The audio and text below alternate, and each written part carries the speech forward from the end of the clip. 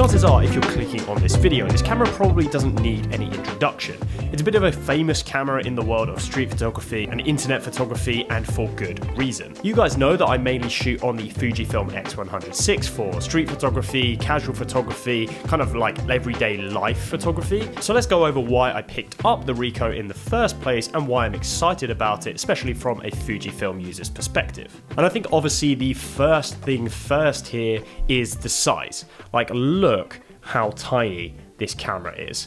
Like, if you actually compare this to the Fuji, let's try and just make sure my face is blocked out by the camera here. You can just see just how tiny these things are, and to be honest, I don't even think this is really necessarily doing it justice. The fact that it still has a sensor which produces such incredible results in literally a form factor that, you know, could be a $100, $200 point and shoot camera is absolutely insane. I think really that size becomes useful for two reasons. First of all, the Fujifilm, even though I absolutely love this camera, it is a little big for certain situations. What I mean by that is like, it's not truly pocketable. If I bring this out, I actually have to bring it in a little bag. I can't kind of just whack it in a pocket. Once you retract the lens on this camera, it is genuinely pocketable. It is smaller pretty much than a smartphone and almost as thin. And then obviously when you're shooting street photos, that is obviously a big advantage as well. Nobody even looks at you using this thing, and that definitely happens with the X100. Like, this is a small camera and you can kind of shoot from the hip and people don't really notice that you're actually shooting, but this is even more tiny and even more inconspicuous. Okay, so the Ricoh GR III has been out for a good few years now, and they basically just like continue to release iterations of these cameras, and this one is the HDF version. So this stands for Highlight Diffusion Filter, and this was actually one of the reasons I was very interested to pick up this camera. Obviously you could achieve this with things like mist filters for the Fuji, but with one button you can turn on and off a diffusion filter, and it's actually a really nice diffusion filter in my opinion. It doesn't actually apply it to the whole image. It basically will pretty much only touch the highlight section of your images, and it can result in some really beautiful images. One of the reasons I was excited about this is I wanted to try what this diffusion filter looked like with my presets, with Fake Film Club. Like, if you apply film emulation presets to your images, just how well are they going to come out? And I was really pleased with some of the results. I think certainly things can be a little bit hit and miss with the diffusion filter. Like, this is something you're probably going to want to shoot a bit sparingly. Something which I really liked is actually shooting when there are artificial lights in the frames. I think it actually adds quite a lot of visual interest to your images and to your photos, because obviously it is a permanent addition to your images. You're not going to be able to remove it after in post. So I am going to have to definitely find what's the best type of almost like scenarios to use this in and when to avoid it, because it can kind of result in some slightly hit or miss images, but for the most part I'm really enjoying the diffusion filter. One thing I really enjoyed, and this is literally just from one day's testing, so I probably do have to put this camera a bit more through its paces, but from everything I've read also, people have a similar experience to this. It is really, really quick. So I've just turned that on. It is ready to shoot now. So it is really, really fast. So turn it off, that's off, turn it on, ready to shoot.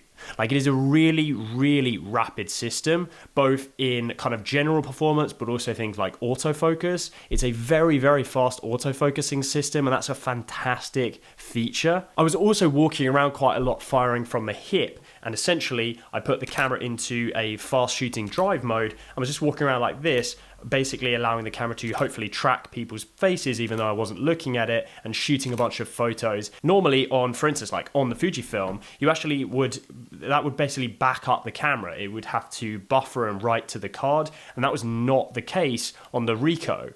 I was able to pretty much just like shoot from the hip and then pretty much be ready to go and shoot straight away afterwards if I wanted to. Something which I have not tested yet, but I'm thoroughly excited about, is something called snap focus. And basically what this does is this allows you to set a predefined focus distance on one touch of a button. So what I mean by this is, like, you could set this to focus, you know, the distance from me to the camera, and then with one button the camera would automatically focus to that distance. Now obviously for street photography is a really, really useful tool. You could get good at knowing quite how far you are from a subject, and you just tap that button and you're pretty much guaranteed to hit focus as long as you've kind of practiced with it a little bit. Or you could set it, for instance, to infinity focus, and that's always going to just instantly focus on anything far away. So it's a very, very useful feature. I can't wait to actually get that set up and tested properly. Something which I did struggle with a little bit on the day was battery life. It only has, let me turn it off and open here,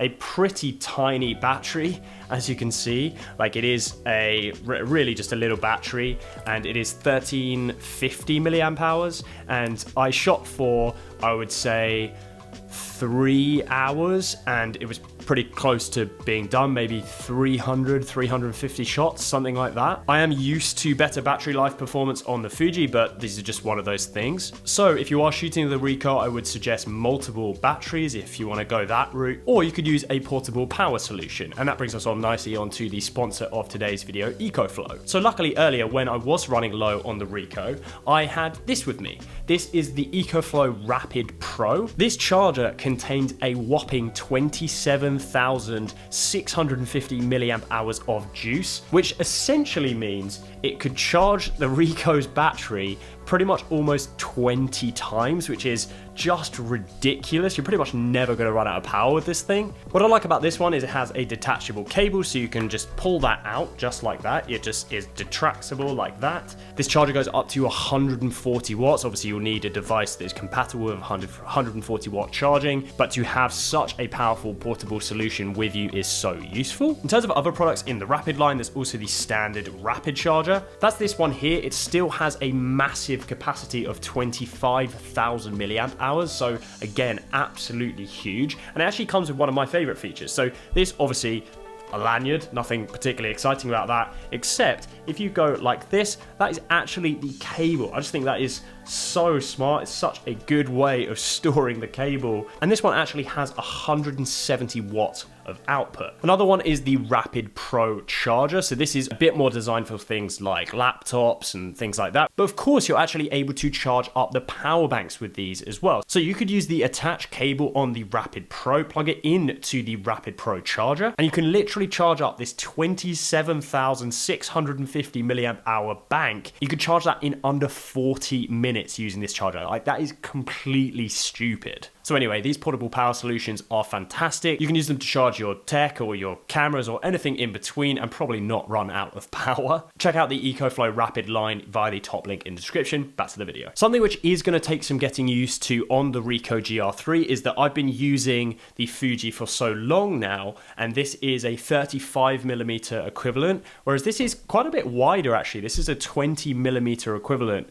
which might not sound very much, but I think when you are shooting things like street or buildings, architecture, photography, that type of thing, that 7mm actually does make quite a big difference. You're able to actually get a bit more perspective than you can with the Fuji, but also probably a bit less subject isolation. I personally do love 35mm, so I'll have to see how I get on with this one. You can go for the GR3X version, which is actually a 40mm equivalent, but I decided to go for the 28mm, just being a little bit more versatile. Hopefully that pays off in terms of a decision in the future. But if anyone actually has a Ricoh and maybe you shoot with the 40mm version, I would love to know your thoughts about whether you actually feel like it's a versatile focal length or not. And then another real advantage of the Ricoh system is the film simulations. A bit like Fuji, I could be wrong, but I get the impression that the film simulations are not quite as advanced as Fuji's film simulations. You can create your own recipes and really experiment. Like I said, this actually isn't the reason I got the camera. I was thoroughly excited to test my Fake Film Club presets on the Ricoh file, so that was a bit more kind of my main focus, but I